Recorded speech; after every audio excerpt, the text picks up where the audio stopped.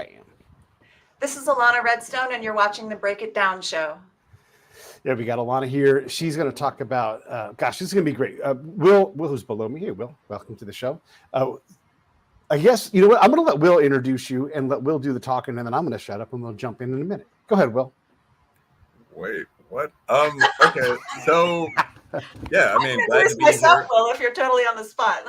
Yeah, no, I mean, I'm pretty, I can flex with it, I guess, but I am Wilred Reilly, of course. Glad to be here on the Break It Down show with my good buddy, Pete Turner.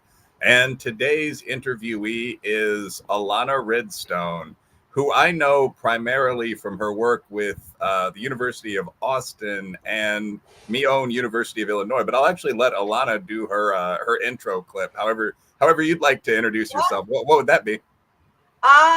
So I'm primarily a professor of sociology at the University of Illinois, but I also co-direct the Mill Institute at the University of Austin, formerly UATX. And Will and I met in person last June, I guess, at an event in the Bronx that he was furiously running late for.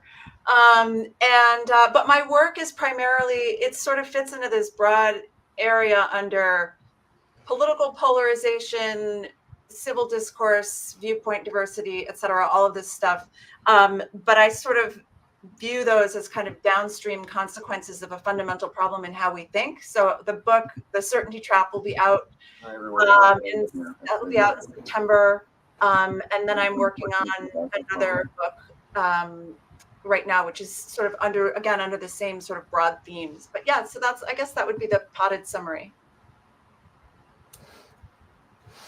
A lot of these issues are social issues, and we struggle to deal with these things. One of my guesses is that these are ancient problems that we try to solve, and there's just no solving them.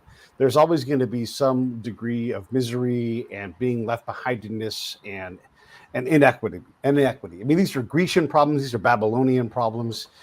And then we disagree on them, and then we tend to exacerbate what's there and make them worse. Is that in any way inaccurate? Would you say, Pete, you're crazy? Of course we can get better at this. Of course we've got modern technology, and we can do a better job of balancing things out. Well, I don't know you well enough to know if you're crazy, but nothing that you said so far sounds crazy to me. I guess what I would, sometimes I'll get the question of, why should anyone, basically, if I'm telling people that we need to all question our thinking, both question and clarify our thinking, I'm sort of asking people to do the thing that they don't want to do. And so sometimes I'll get the question of, well, why would I want to do this yucky thing that you're asking me to do?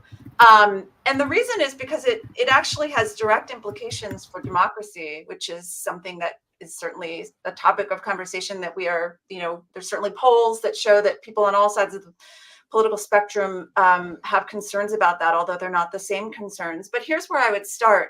I would say that democracy, one of the things that we've forgotten somewhere along the way, is that democracy is rooted in the principle that we see one another as fundamentally capable of reasonable thought.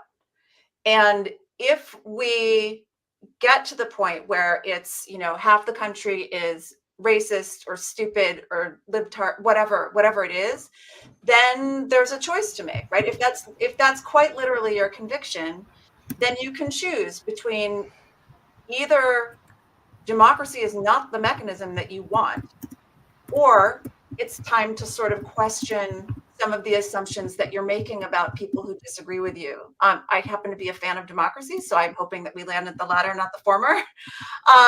But it's both a process of questioning and again being much more precise in the ways that we think about particularly heated and contentious issues and how we disagree. And those are all really doable things. They're just not things that people want to do.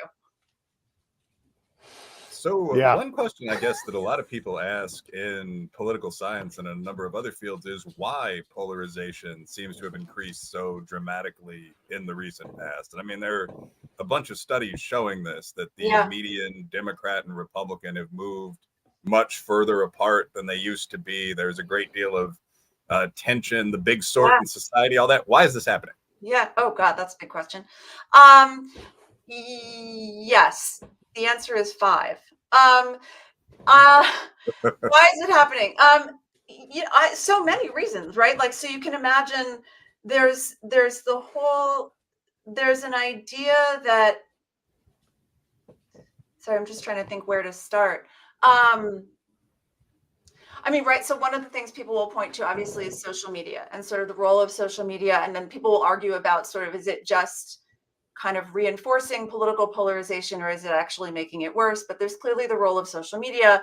I do think that there's a pretty, in what you just described, Will, I think there's a pretty powerful feedback loop, right? So I'm not, it's sort of a little bit of a dodge of the question. You asked where did it start, but I mean, and what I'm pointing to is the feedback loop.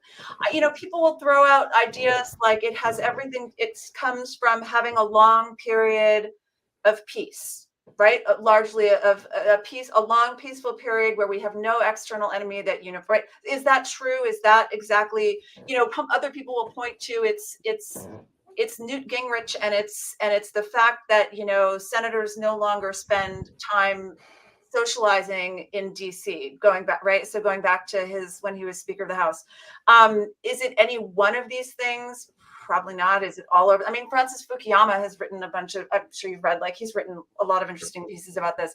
I do think it's also just, I think that we are fighting against a very natural and human desire to simplify information. And it just, and like, we like categories. We like categories. We like simple, we like to be able to put things in boxes. And when it comes to issues around whatever it is, race, gender, immigration, frankly, the Israeli-Gaza war, like all of these things, they really don't fit neatly in boxes. And if you think that they do, then that's a completely different. Let me just give you an example. Like, I went to a discussion group a couple of weeks ago. I was actually just there as a participant, but it was led by some physics graduate students at the U of I, and they were just interested in having controversial discussions about controversial things. So I just went as a participant. And at one point, and there were people there who were sort of stridently pro-Palestinian and stridently pro-Israel. And as in most of these settings, there's sort of a couple of people who tend to dominate in terms of the talking.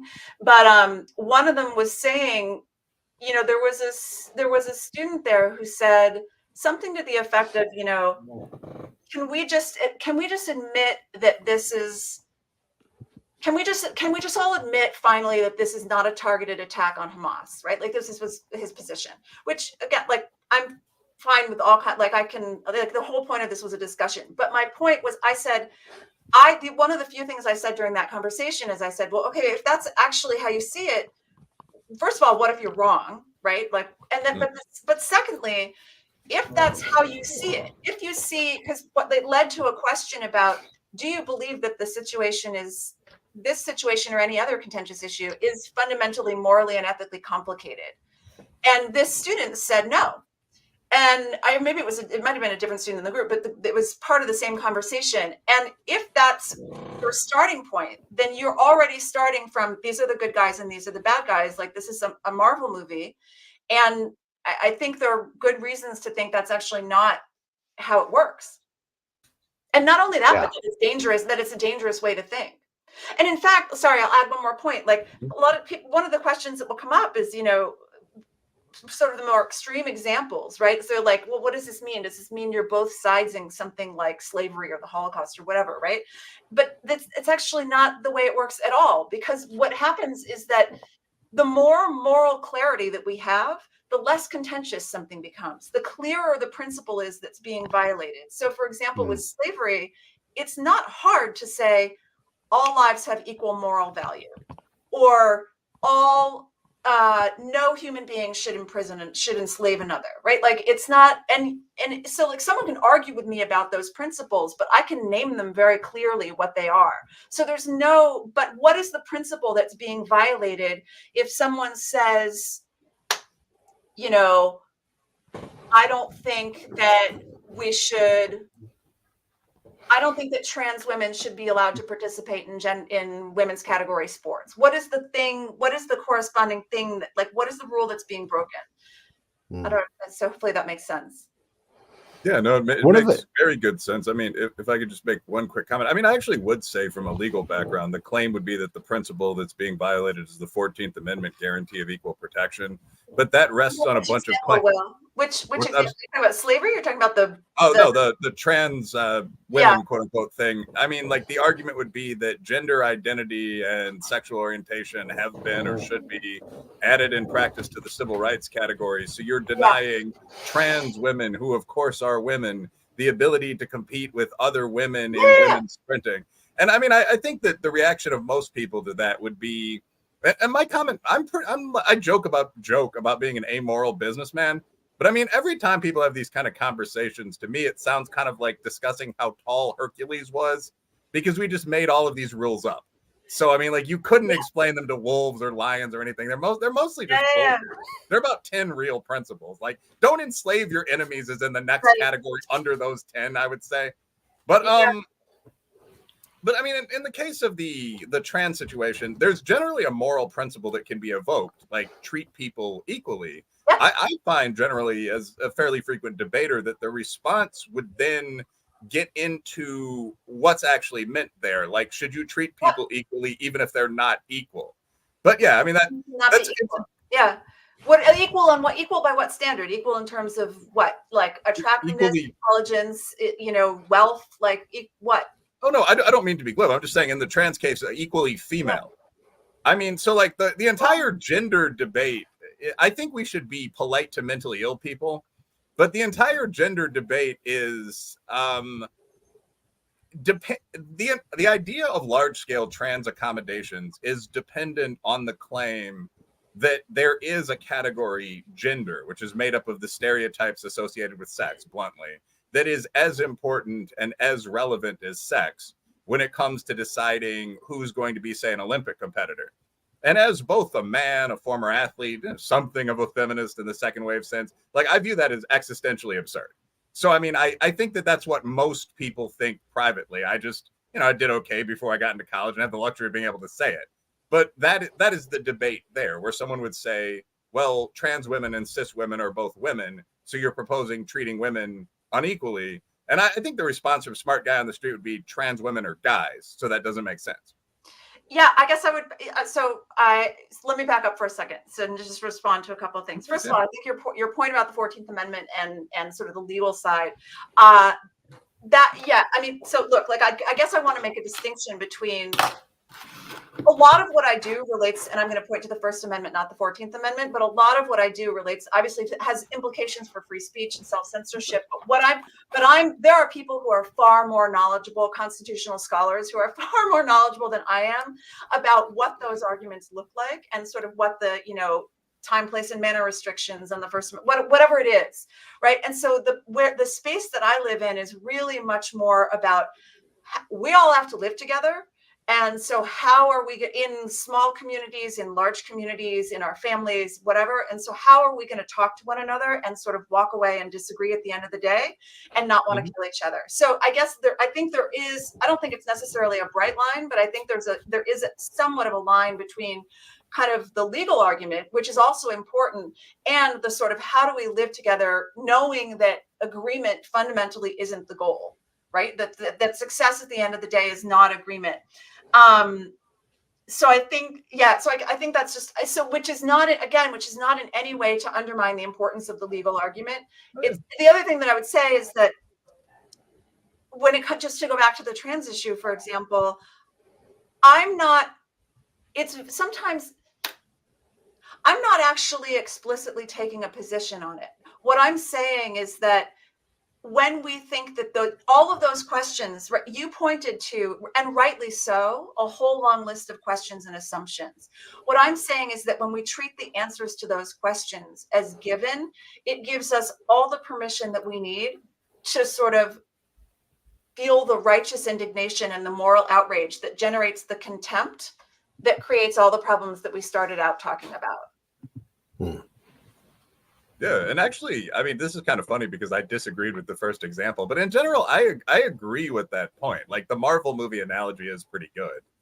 There's a tendency among human beings in general, I find especially among guys, to divide former military friends of mine, for example, will refer to America's opponents as the bad guys. Like, we went to war against the bad guys. We had to take out some bad guys. And if you're a warrior in the field, that's completely understandable. But I mean, the first level of scholastic analysis probably would be looking at a conflict between the USA and Iran or China and India and saying, well, there's a lot going on here. Yeah, it's very unlikely that anyone's a stereotypical cartoon villain in most situations. So correct. Yeah. Pete, what do you think? You were a soldier and a good one. Do you agree with this, or are there some bad guys out there? Are there a lot of simple situations? Oh, there's for sure bad guys. I mean, I'm here to tell you, there's people that have ill intent towards a lot of people. There's no one worse than the guy trying to kill you. Right on cue. Right on cue. My internet's being dodgy. I missed what you said. Say it again. Oh, I said there's no one worse than the guy trying to kill you. Sure. So again, I mean, I think situationally, like person actively shooting at you is a good shorthand proxy for enemy. Yeah. So I mean, it's natural that if you're in these situations, even in elite business competition, you're going to say, to hell with those people. We're going to destroy everything they know and love. But if you're observing from the outside, that's probably not what you're seeing. I mean, lessons for me for a while, but the most controversial thing I've said on Twitter and Facebook recently was intended as almost like a dry joking line. But I said, I'm getting the feeling that both the Israelis and the Arabs have been imperfect when it comes to negotiations. And all these people started responding and saying, you son of a bitch, how can you say that? It's clear there's a good guy here. And they were coming from both directions. So the reality is often unpopular, I think. Sorry. I wanted to say something about this because a lot of this gets into ethics, and people really struggle with ethics because ethics aren't easy. Right. And if you understand ethics, you can move the camera around the battlefield in this case, and ethics get really confusing. And here's the deal with war, and I just all respect to young people, read some books. Netanyahu put out a book less than 18 months ago, less than a year before that war happened. And if you want to have an opinion, you'd better read that man's book. This doesn't justify anybody's behavior, but if you haven't read that, if you can't speak intelligently about the dozen plus wars, by their count, by Hamas's count, in the last 20 years, then you really don't have an informed opinion. And if you think you can boil it down to a binary response, you're absolutely wrong. There's no way to have a simple response to this. What happened is we ran out of words. And then you go to fight because both sides are trying to impose their will. And there's more than two sides in this. You have Sunnis, you have Shia. That's a political fight, not just there's really very little religion in this. And there are Sunni Shia undertones. It's all kinds of things going on. So to simply stand up and say, Palestine, river to the sea, you are just parroting someone else's talking point. And you have had an information operation run on you. That's really where this comes from. And so the ethical problem here is that you have not done your job to have this informed opinion, and you're really just someone else's proxy. I'm going to shut up and sit back. No, I think it's interesting. I think so. A couple of thoughts. So the question of,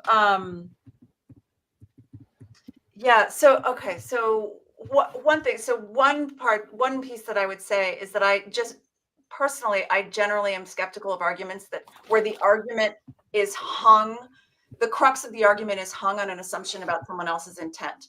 And it's a very natural instinct, but just as sort of a starting point, the education piece that you mentioned and the sort of part about information is so fascinating to me because especially, and again, the war in the Middle East is an interesting example, but there are lots of examples that you could point to, probably that one included, where if you asked the question and you said, run the thought experiment, if we all had the same information, right? So let's just snap your fingers and we all have the same, from 1947 forward or backwards or wherever you want to go in that, turning the dial on the time machine, we all have the same information. Would we then agree? Would we then be all on the same page? And right, so Will's shaking his head. And so the answer is obviously no. So there's this piece about it where information is clearly important, but it's not going to be the thing that gets everyone on the same page. And I guess two more things quickly that I just wanted to respond to. One was that, You know, when you're talking, Will, when you're talking about sort of the bad guy and the person and the enemy, the person shooting at you, there's nothing in what I'm saying that, so first of all, yes, obviously, like there's nothing in what I'm saying that says that you wouldn't defend yourself or that you would sit and sort of stare at your navel and try and figure out like the ethics of the situation. Like you would absolutely, you're facing an existential threat. You would absolutely, obviously react.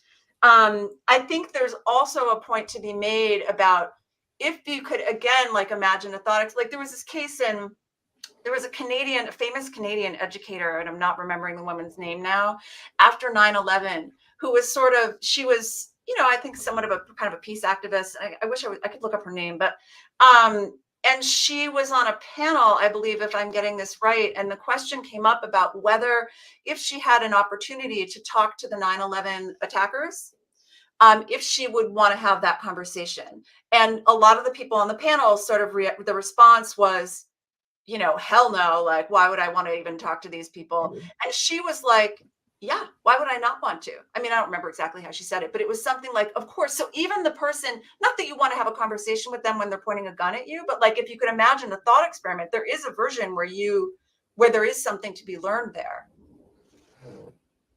Yeah, I think my point there was just again about the practical utility of ethical and moral systems. Like in reality, if Israel were to completely wipe out the population of Gaza, life would probably get better in Israel. So I mean, there's a balance between what you don't want to do as a human who has an honor code that you get used to and which comes to control many aspects of your life. They're probably not going to do that, obviously. And again, sort of how real these rules are. I mean, like my comment there was just, of course, soldiers and many other people are going to identify opponents as bad guys. One, and two, that's also probably civically healthy. Two, like in the USA, I think we spend far too much time humanizing our enemies. In fact, Really? condemning. Yeah, but no, condemning our ancestors and talking about the glories of native civilizations and so on. Like, if you're going to have a national mythology, and whether you should at all is very debatable. I have no problem just telling kids the truth once they get to middle school. You know, everyone in these books was a savage by our standards today. But if you're going to have a national mythology, it makes sense to have a positive rather than a negative one. And I think we've gone too far down the path of sort of hair shirting and beating our own backs with whips, quite frankly.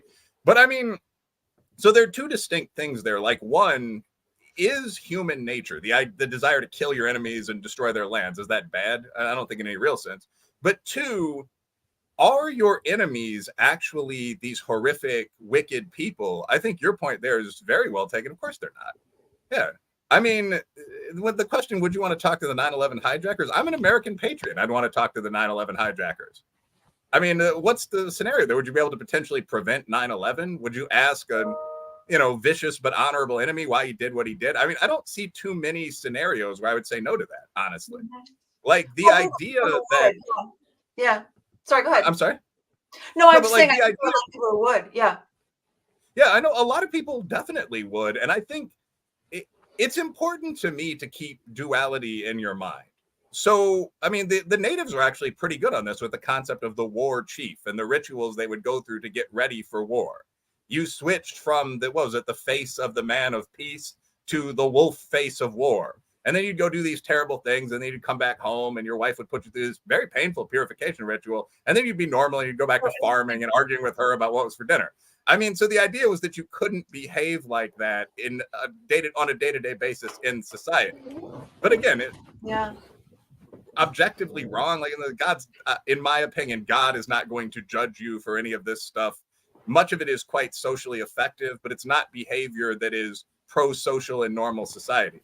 But I guess the two things I'm saying really don't contradict one another. No, that said, I would expect that people in most societies deal with these same ethical quandaries.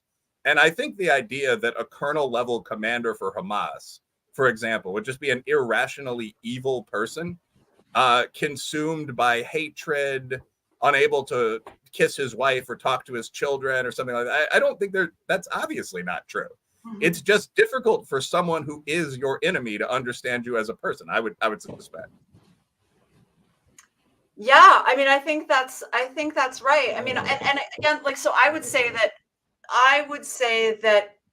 so in my own Euler diagram, I guess, to use Pete's term, like I would say that it comes back to when we have that ability to sort of just condemn whatever, write off, dismiss.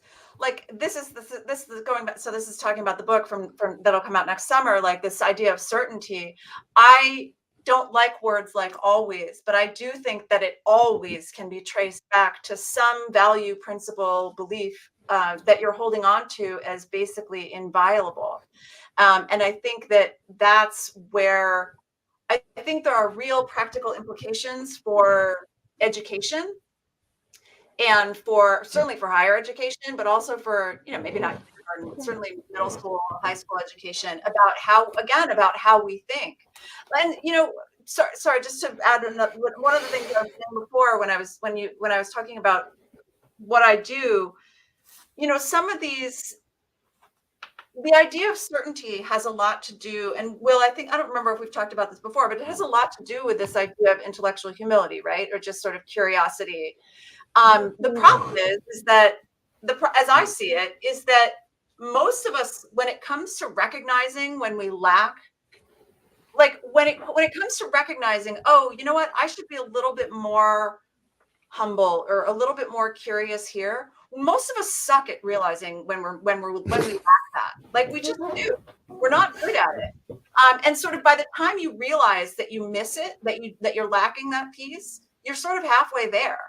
And so what I'm saying is, no, it's actually that sense that there's, when things are morally clear, you can name why they're morally clear, like, or you can sort of question and challenge your own thinking, if that makes sense.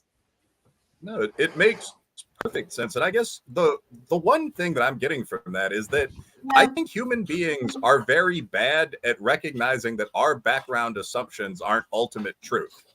I think that's what gets into a lot of this. We're talking about. Yeah. No, well, thank you. Yeah. But I think that gets into a lot of this when we're talking about like good and evil. Like, I actually don't think that terms like right and wrong are at all useless when it comes to looking at outcomes. Like, I recently looked at the methods for a friend's paper. And for example, having strong rights for women in your country has a bunch of positive outcomes that are practically real because you get half of the population into the workforce and IQ jumps 8 points and so on. So you can say like that is good. I mean, that's just, to me, fairly obvious. But if someone disagrees with that from a radically different society, and I think this is a key point, it's not because they are evil. You're right. It's because they have different starting assumptions in almost every case. Like, and that's not the same thing, right? And that's not the same thing as saying that they're all. It's not a claim of moral equivalence. You can make that observation without claiming that they're morally equivalent. Sorry, go on. No, yeah, you can absolutely say that in human terms, the only terms that exist, but not to keep beating this dead horse, but I mean, you can absolutely say that in human terms, rights for women, to the extent those are even negotiable now that we have gunpowder weapons and boats and so on, but they have a positive impact on society because 50% of the population has moved from remaining at home quietly hating you and plotting how to poison you to choosing whether to be housewives or businesswomen or whatever. GDP goes up 47%, whatever she found. I should look this paper up and shout it out. Oh, I don't think it's fully through clear. Yeah. But at any rate, like, obviously you can say that's a positive thing. So you can say that a society that has an advantage is better than other societies. So yeah, it's not amoral relativism, you might call it. Right, but it's sorry, go ahead. No, yeah, but like, I guess my final sentence is, but criticizing a devout Muslim as evil for not being feminist enough doesn't make sense. There's a whole bunch of starting assumptions that led him or her to that position. And then, by the way, if you look at OnlyFans and that kind of thing, also produce a lot of advantages in his or her society. So, I mean, I think that's where the real point comes up when you talk about things like slavery.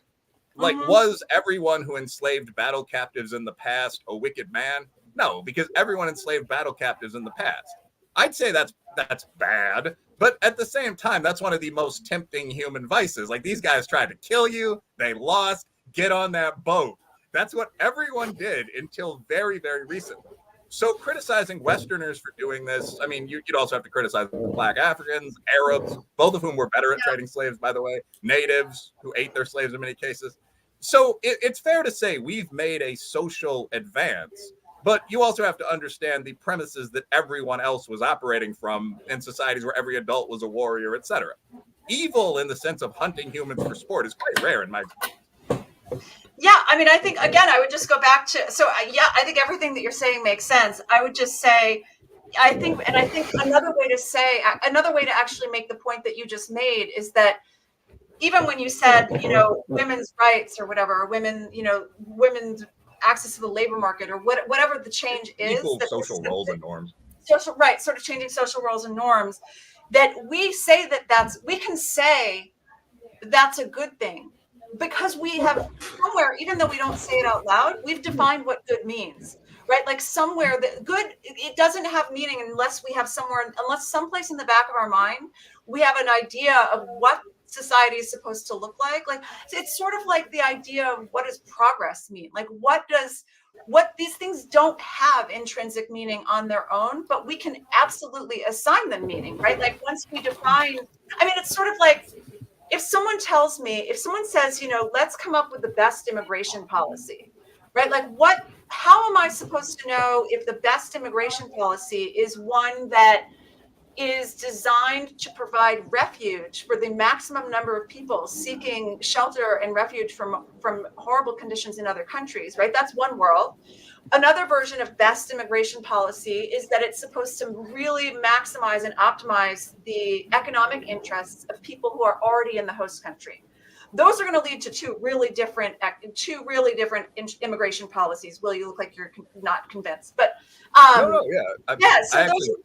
So until and unless we define what best means, we can define it, but like it doesn't really make sense until we don't. And then the one other thing I was going to say about the sort of your example, a lot of what in my own work is sort of about how do we disagree.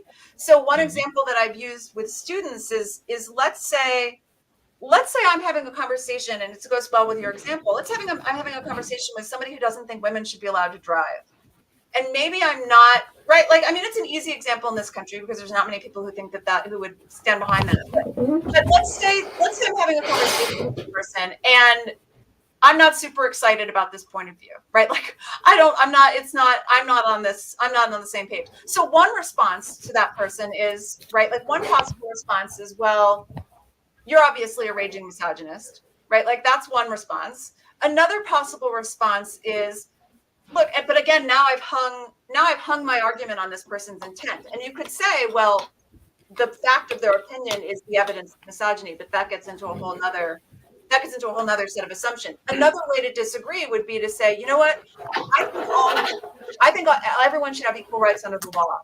Or I think everyone should have the opportunity to pursue their economic potential. And I think driving is an integral part of that. And as long as I'm willing to have that principle questioned, that conversation can keep going. And sort of, Pete, going back to what you were saying, when we run out of words, we start, right? So you want the conversation to keep going. Right, because that person could say, well, you want women to have equal rights under the law. Well, what does that mean? What about the draft? Do you think women should be drafted? I don't know. Like, that's a fair question. Like, right, as a participant in a democracy, I have an obligation to sort of both acknowledge and reflect on that question. Yeah. There's a thing in what we're talking about, too, where we project our stuff, our Western stuff, and we're talking about women participating in the workforce and having equal protection. But if you live in the Arghandab Valley of Afghanistan, that does not count. Like that's not a reality that we all share. And so they have to survive in a completely different environment. And you were talking about that a little bit. It's inappropriate for us to assign that norm to them. And we've been on this 250-year, I'm pointing to the back of the house here, a journey that we've gotten to this point where we believe that happens because we do have empowered women that have these rights and they've done these things. But we can't know that path will work in this place, and we can't accelerate it reliably. And so we're making this gigantic leap that by creating this thing, these people who are living literally in the Stone Age with no electricity, no roads. I mean, they have some advantage through oil products, but just barely. And so when we go into these other places, I'm using Afghanistan because I know that area, but when we go into these other places and we look and we scoff and we look down and all these things, and we try to design a better future for folks, we haven't got the first clue what it's like to bring that advantage, because we don't know where the advantages are. We don't know the schema or the order that these things have to lock into place where that is even possible. And so we will try to short circuit things that we don't even know what the circuit board looks like.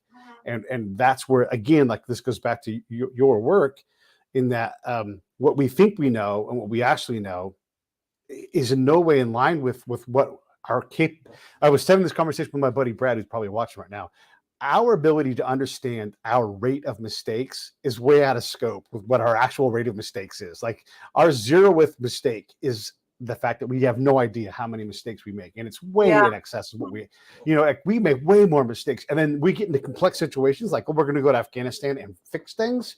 Oh man, we can't comprehend the number of mistakes we are making. It's way outside our ability to actually reliably make something positive happen. Now fix something simple. Oh my gosh, now you're talking about an easy problem compared to go to Afghanistan. Yeah, I mean, I think that, it's interesting, like when you talk about the example of, going and bringing sort of Western norms into a non-Western, particularly the example of women or something. I'm not even, I think the argument that you're making is totally fair. I'm not even going that far. Like, I'm actually just saying, like, if you want to make that, if you want to import those norms, understand that there's going to be costs, benefits, advantages, disadvantages, right? And actually totally different from your experience in a lot of ways, but I was a Peace Corps volunteer in the late 90s in West Africa. And so I have some experience with development work. And I remember thinking, you talked about the circuit board, but I remember when I was in Togo, and I remember thinking that it almost felt like the way international development work was being done was that it was like you were there were parts of the world that followed this, I don't know if you think of it as linear or whatever, but like this line of progression, right? And then what development work does is you're going in and you're saying, we're going to hop and skip from here to here, and nobody really knows. And it's complicated, right? Because nobody really knows what if that process is important, right? Or if what happens when you skip from here to here. And it's also ethically complicated, because who am I to go in and say that you shouldn't be skipping from here, right? Like, it's just, so I'm more interested in sort of just that we have an honest and open understanding of kind of recognizing that complexity. Yeah. I think one point that both of you guys are touching on is that the starting assumptions that people have, like when we're talking about those being different in the West and the Islamic world, don't come from nothing. I mean, they come from the sets of experiences that surround people at any given time. So, I mean, I'm assuming that this is a more extreme version of kind of 1990s Latin America or Africa. I've never been to Afghanistan, but if you live in a situation that's basically tribal, you can't go more than 2 villages or towns down the road away from where you are. There were clans, there were tribes beyond the clans, this kind of thing. Saying something like women's rights would help the situation is basically meaningless. There aren't really any men's rights either if you get captured. You're talking about, I mean, I'd say more Bronze or Iron Age than Stone Age, but I mean, you're talking about that traditional society. You're basically, a medieval knight or fedayin. You've got a horse, you've got a blade, you might fight with or against the American invaders. So the idea that you're going to transplant in proms and modern women's rights, that doesn't work. And you can still say, well, if everyone were willing to accept that, we know that would be good. I would actually defend this position, by the way. Like, we know that would boost GDP by this amount. Women would be happier. Men would be happier. But the idea is not plausible. It's not theoretically possible. The local leaders, warrior, or aristocracy, so on, they're not going to allow that. And it's important. So I wrote this down. It's important to understand this, even when we look at those things that today just seem evil to us, like slavery, for example. I mean, so slavery existed in a world prior to modern machinery and prior to military parole that anyone respected. Those are 2 things that come to my mind immediately. So your farming technology was basically people who were abused to some degree, peasants, serfs, peons, whatever. And you also knew that if you let enemies go, there was no tradition of, respecting the rules of war. They go fight on the other frontier. They're just going to come back and kill you the next year. So generally after a war, you would take all the adult males and you would sell them to somebody. And that probably, you can, whether you view it as right under any circumstances, is how most logical people facing that set of incentives, i.e. next year they're going to kill me if I don't do this, would have responded. And there are many African and Balkan chiefs that have specifically described this, like the process that led them to sell their enemies to these strange looking foreigners on their boats, the big canoes. So, I mean, as those incentives change, as we develop machinery, as we develop rules of war, which date back in the modern sense to, Pete might correct this, but like 1958. I mean, as all those things, parole, as those come into place, you see slavery vanish. The last kind of Arab warrior states got rid of slavery in the 1960s. But prior to that, it's just absurd to say, well, you shouldn't do this. Well, what should I do? Let them kill me next fighting season? There used to be a fighting season. I mean, 5 or 6 months out of the year, as I recall. So, I mean, that's an incentive set that we have trouble recognizing. And the one last one. But when I mentioned Arab friends of mine are very critical of OnlyFans, there are about 3 million sex workers in the United States. The idea that that's a moral challenge is only made possible by modern birth control and so on. Like, being an escort in the contemporary sense, I mean, I've talked with Ella Girl on Twitter earlier this week. You know, you have X number of partners per week. So, I mean, that's just not really plausible if condoms are made out of lambskin and nothing else exists. So even the challenges of today are responses to the technological progress, the moral conversation, so on of today. They'd make no sense to someone from another society who would just ask, why do you have all these prostitutes? I mean, it's a framework that you don't really we don't fully understand because we're inside it. But the same goes for the Afghans. Yeah, I mean, I think it's interesting. So partly what you were saying made me think of was Maslow's hierarchy of needs, like just, you know, the where you are in that hierarchy and what concerns when you have your most basic needs and that met and what you can worry about. You know, your example about slavery. I mean, it's interesting. Like Robert George, you know, the professor at Princeton, like he had this tweet, I guess, that he put out. I don't know if he's put it out in other places as well, but he said at one point where he would ask his students, his class of students at Princeton, and he would ask them, you know, if you were alive in whatever in the 1800s or something, how many of you would have been abolitionists? And they all raised their hands, right? And let's assume that we're talking about the white students here. Right. But like, so they all raised their hands and he's kind of like, well, you know, the reality is that's probably not actually, true. Like, we like to think that we would be, right? We all want to think that we would be. But just as a matter of probability, it's not, right? And so like getting people to understand that point, but it's hard. Like because it feels, you know, the sort of morals, there are some moral stains that feel hard to wash off. I think one follow-up that I would use if I were him, and that I probably will use with my class of students, would just be things about the modern era. I mean, how many of you eat meat, for example? How many of you have an iPhone? Now, I don't have a problem with eating meat. You know, I'm not going to go into my opinion on all these historical atrocities and whether I'm deeply hurt by them. But I mean, I don't have a particular problem with eating meat, so on. But I mean, as we develop lab-grown technology, I mean, I would say that's another thing that's going to fade in popularity. There's not really that much excuse for, you know, having CAFO farms in that context. But I mean, how many of you have an iPhone? Even the OnlyFans example. I don't like the left and right-wing frenzy about pornography, but how many of you watch it 2 or 3 times a week? You know, there's some ethical problems with that industry. You know, so if you brought up the problems of today, how often do you think about nuclear weapons, climate change? You would find that the large majority of people aren't heroes of any kind. They have tons of goods made by child slaves, Nike Air Maxes, and so on. And that's probably a pretty good metric for who would actually have been one of John Brown's resistance fighters back in 1858. I mean, it's a very small minority of people that ignore kind of the lazy pressures of their society to pursue individual moral causes. Sam?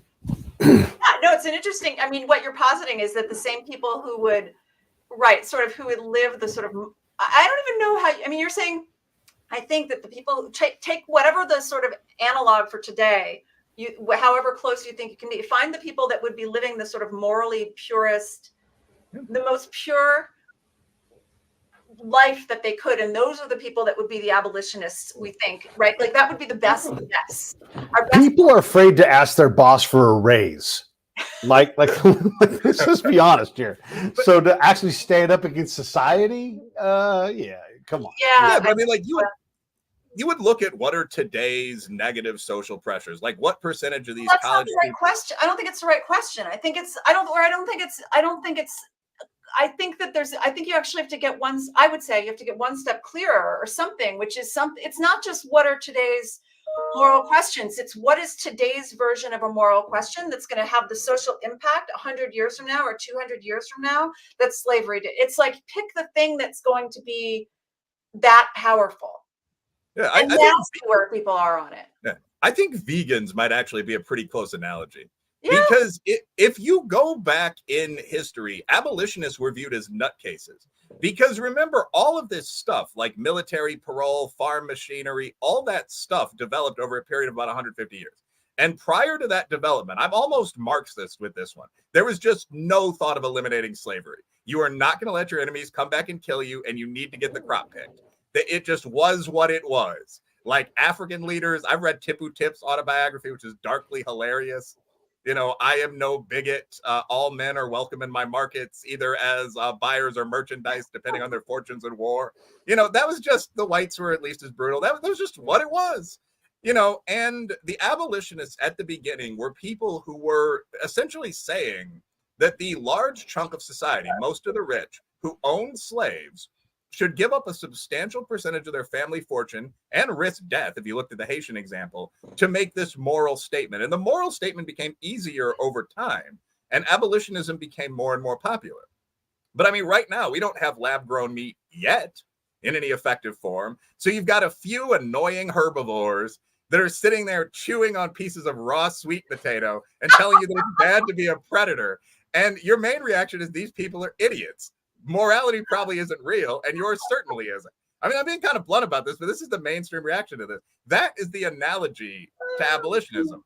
And in 200 years, I guarantee you there are going to be people with, you know, fiber optic cable hair, you know, talking to their 3 parents of different sexes around the table and asking how anyone could have eaten meat in the past. It's going to be exactly the same thing. We're going to have but you're like, there are literally 3 people on this call who none of whom are going to be around to take that bet. So fair enough. Like, I think the example of vegan. I mean, it's interesting. But I mean, I'm not necessarily disagreeing with you. I have no idea. It strikes me as it probably depends on how quickly and effectively they can drive down the costs of synthetic meat. I do enjoy the person who is trying to project being on the right side of history, though. I'm going to be on the right side of history. Like, that's folly right there. Like, good luck. I've noticed in some of your writing, you've talked about a lot of these things that are within this divide. You know, like President Trump trying to become President Trump again, and our just insanity about all of that, and all of these different things that are just, we've forced this binary outcome on ourselves. When really, instead of just picking between, like, I love our last several elections, it's like, well, you have to pick the lesser of 2 evils, which is still picking evil. This is the thing that drives me crazy. Why are we so bound to these horrible decisions instead of picking between 2 great options? Man, these are both, it's like cake or pie. Man, I can't decide which one I want. Yeah. They're so good. You know, how do we get ourselves out of these traps? Like, let's stop talking about negative things, and how do we, you know, potentially get to a better place? You know, it's interesting. I mean, so now you're talking, I mean, I think if I'm understanding your question correctly, Pete, like you're talking at some level about who runs for office, right? Like in that election, you're talking about like, well, why do I have to pick between that pile of crap or that pile of crap, or right? Like, right, we're picking shit either way. Right. So like, I mean, I don't, it's an interesting question about how you, like how you create a system that has incentives so that incentivizes people who would be good for the country, good for society, who it's sort of the classic problem that the people who don't want the job are probably the people who you need to do the job, right? Like, and you don't want the people who actually want the job. I don't know how you solve that problem. I don't know. Will, what do you think? I'm not sure. Well, I mean, I think that So yeah, I actually agree with you that there's a problem with incentives for these kind of psychopath favoring jobs. I mean, where you don't pay people an Or not. extraordinary amount of Yeah. money, you Yeah. give them very significant power. You know that, I mean, it's like the old poem, and he who rises high, they rise to drag him down. Uneasy lies the head that wears a crown. Like, you know, you're going to make all these enemies. It's a tough question. And as a result, democratic options are often crap. I have a friend in India who teases me about how we need a king. He's an Indian monarchist, but I mean, like, he actually texted me pictures of Trump and Biden the other day and was like, these are the options. So, I'm starting to maybe come around to his point of view a little. What could we do about that? I mean, you could put more regulations on the process. Like, we hear a lot about how more people need to vote, felons. Ranked order voting, in the primaries. Yeah. I kind of disagree. I mean, I think you should be forced to identify the parties and the candidates or something, at least, in order to be able to vote. I wouldn't object to restrictions on the candidates, an age cap or a competency test cap for individuals who want to run for office, that kind of thing. I don't think either Trump or Biden would necessarily get through any kind of rigorous screening process. And I mean, in Trump's case, at least half the country thinks he tried to take it over. It seems like that could be, a disqualifier.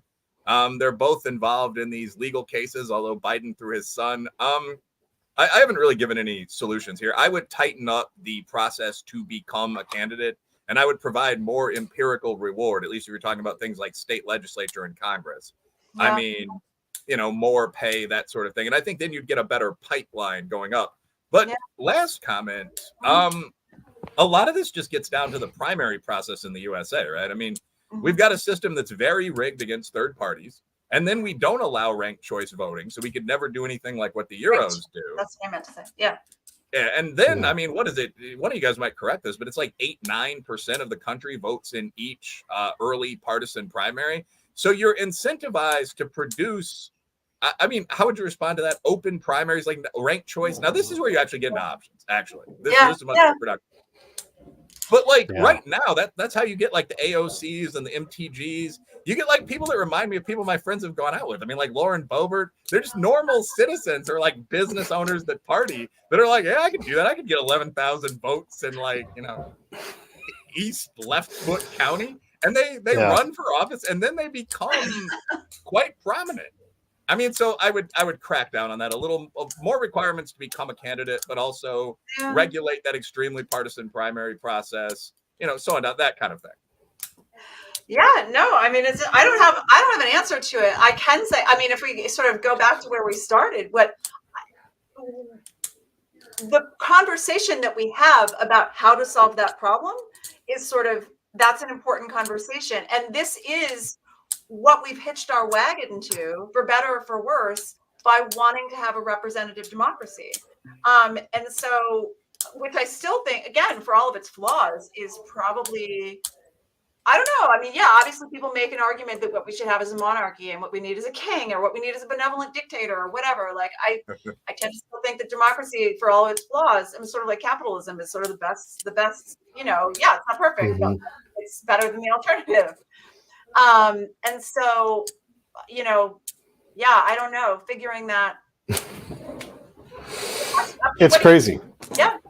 Oh my gosh. I just I wrote a funny email in this group that I'm in, and we were talking about the Lagrange points out in space. And I said, I'm pro developing these things, and I'm going to go to if I'm president, I go to the truck stop companies, Flying J, Love's, Bucky's, and we develop that thing so that Americans can go whatever the fuck they want and buy shit with Elvis on it, and knives, and just, Americanize space and just go crazy. I don't know. I mean, we just saw the president of Harvard try to hang on to her job and lose it because Chris Rufo said, you made shit up. You stole someone else's work. Not because she was openly anti-Semitic or didn't back off an anti-Semitic position. And she didn't have a job because she was this world-class scholar. And it's like this is our number one institution, So if we have problems at this level and we can't pick good presidents, well, then we got what's coming. If we can't figure out how to do that, it's a bigger and different problem, I think. Yeah, I mean, I've offered, by the way, to be the president of Harvard interim. Okay, very nice. Very nice. We'll with all my multiple connections, we'll just make that happen. Yes. I have a hard time. Yeah, I'll be honest. Like when it comes to Claudine Gay, I have a little bit of a hard time separating the particulars of this situation from the broader, like the broader own goal of what higher education has done to itself, and the broader just complete breakdown of a national political conversation. Like, and so in some ways I can see the specifics of her case, and I haven't followed it super closely. And in some ways I'm just like, she's like collateral damage in this mess that we've never figured out, like about identity, about whatever, about right, all of these other, and there's so many different pieces to it. Yeah. Which is not to say, but we're doing this to ourselves. Right.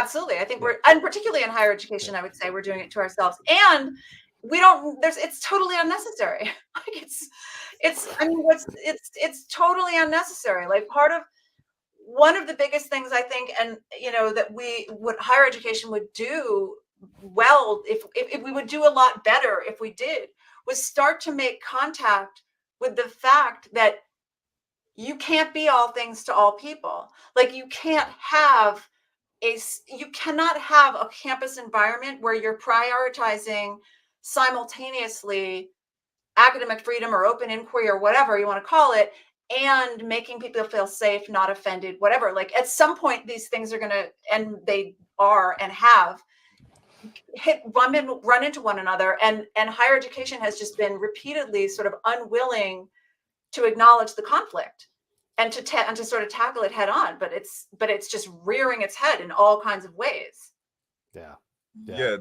My thing about the Claudine Gay situation is that it actually reveals how much we have two different perspectives on the world in the USA right now. So there are substantial number of people, including a lot of intelligent minority executives I know, that genuinely believe that like Claudine Gay was overqualified for that job. It is harder to get admitted to or hired at a Research One university if you're Black, and that the reason Claudine Gay was attacked is because of racism. And I mean, I have some sympathy for this narrative because I've read about the 40s and 50s in the U.S. South and all that. I mean, although I wasn't born until 1981, but I mean, I think the objective reality is that right now, every institution where I've ever been a leader, business, academic, whatever, one of their top 5 goals is diversity. I mean, it's not as large a boost as is sometimes suggested, but there's about 100-point affirmative action plus for Black and Hispanic applicants. You see similar things in the hiring pipeline. We all know this. The reason that Gay is in trouble is that she put herself in a very controversial arena. I mean, of course, her opponents are conservatives, but right now they're on 51 documented instances of plagiarism.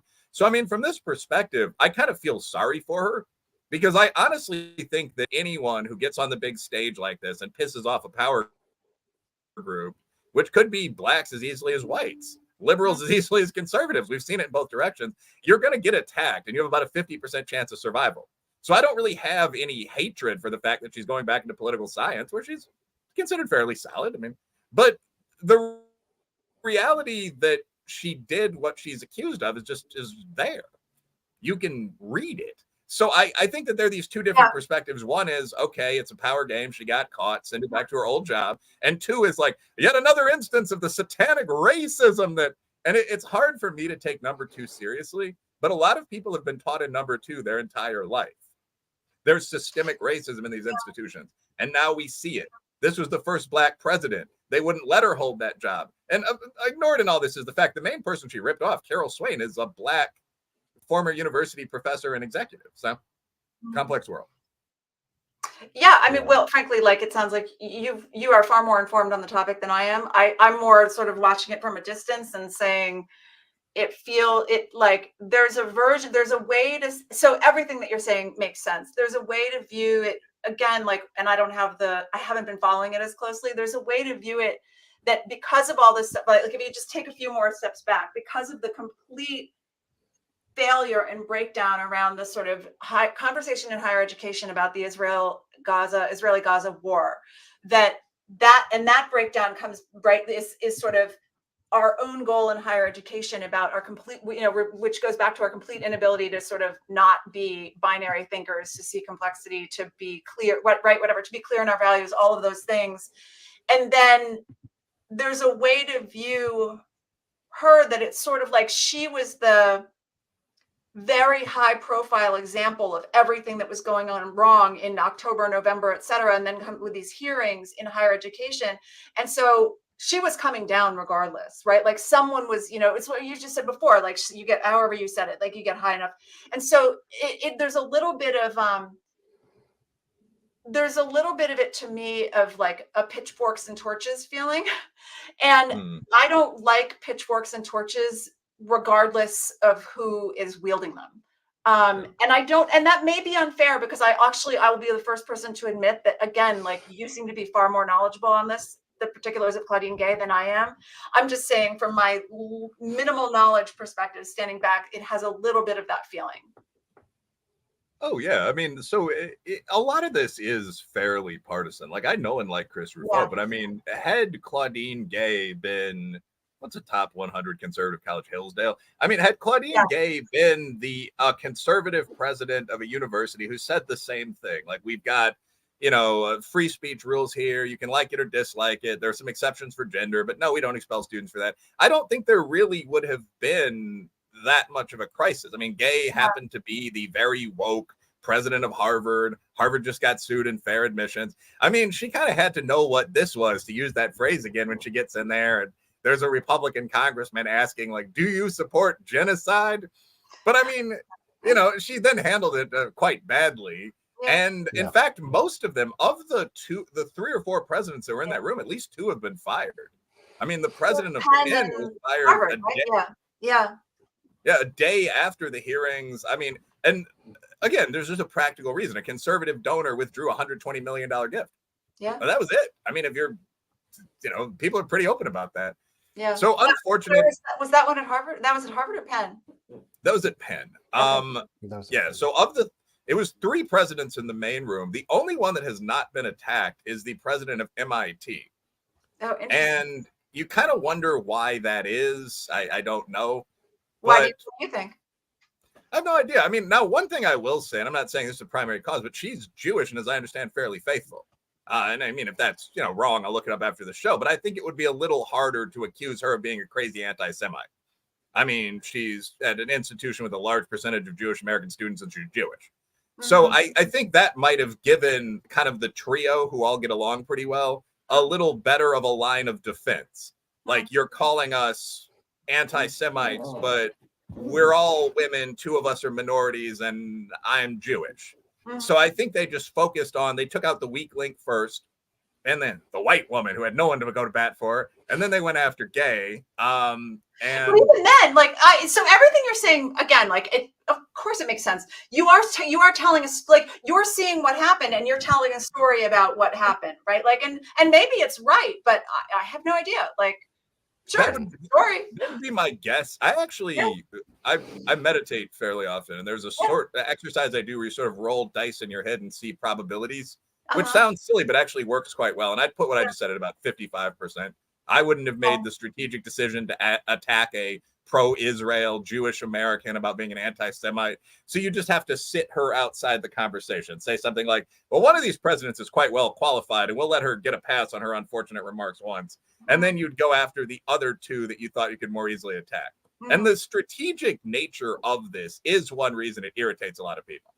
Like, again, I like a lot of the people involved. Siberium's a good reporter. But, like, is the only motivation in this kind of competition sincere outrage about plagiarism? I mean, no, I compete. I can't imagine that it is. There's also a desire to get that trophy, to show that the president of Harvard is kind of unqualified, knock her off the board and see what happens. Can you get an ally in that role? That kind of thing.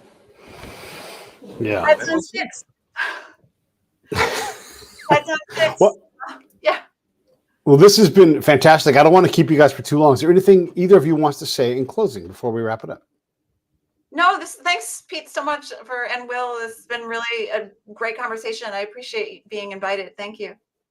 Yeah. And everybody should, if you guys go to the website over here, down in the corner, that's her website, and everything's in there. You can go to her Substack and subscribe over there and just, check it out and get the book. You spend no money. When does the book come out? The book comes out. The date is September 2nd. But there's actually I stuck a form on my website if anyone wants to be notified when it's available for pre-order. Yeah, do that. Yeah, that's on there too. But yeah, it should be out September 2nd. Yeah, and then when you're ready, come back and let's talk about it again, because all this stuff goes. We could have this whole conversation again, and it would be all new topic. I'm gonna go off the call and draw an Euler diagram. Yeah, good. I love it. I love it. I'm advocating for Euler, even though he's been dead for 250 years. I'm always advocating I love for the Euler. idea. Like, let me run. Yeah, let me great. Let me run this thing. Hang on. Stand by, you guys, and I'll say bye to you in a second. Hold on. Hey, thanks for watching the show. I really appreciate it. Right here, you can subscribe. Please do that. It makes the show grow. Hit that notification bell so you know which incredible guest is coming up next. Down below is the PayPal link. You can put a small subscription in. That is an enormous help. All that money goes right back into the show. And then right up over here are the next episodes you should listen to, curated by yours truly. Thank you so much